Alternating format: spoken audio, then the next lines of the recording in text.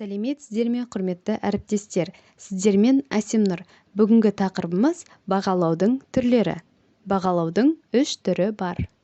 Жиынтық бағалау, қалыптастырушы бағалау, диагностикалық бағалау. Қалыптастырушы бағалау дегеніміз оқушыларды оқу мен оқыту үрдісінде бағалау. Жиынтық бағалау дегеніміз оқу мақсатына қалай жеткендігін бағалау.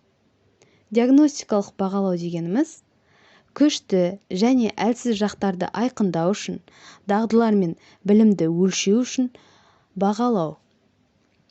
Бағалау стандарты, бағалау құралдары Блум таксономиясына негізделген.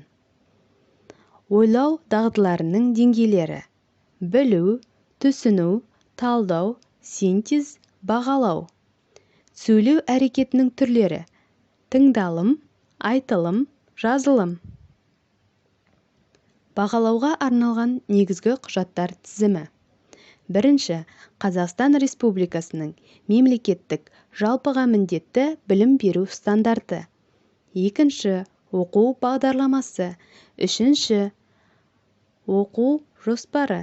Төртінші, жалпыға білім беруді жүзеге асыратын білім беру ұйымдарындағы білім алушыларды бағалау ережесі.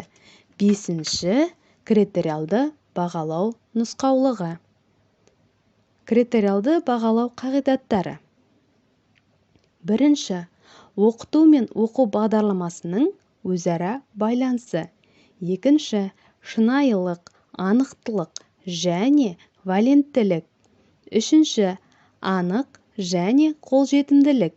Төртінші, үздіксіз. Бесінші, дамуға бағытталуы. Мұғалімнің қызметі. Мұғалім бағалау критерийлерін анық жасайды. Екінші, бағалау критерийлеріне сәйкес тапсырмалар құрастырады. Үшінші, тапсырмаларға дескриптор құрастырады. Төртінші, балаларға тиімді кері байланыс жасайды. Бесінші, оқыту мен бағалау үрдісіне түзетулер енгізеді. Менімен бірге болғандарыңызға рахмет. Алда қандай тақырыптар сіздерге қызығырақ? Лөпіл басып, пікір қалдыруды ұмытпайық. Сіздермен болған Әсемнұр.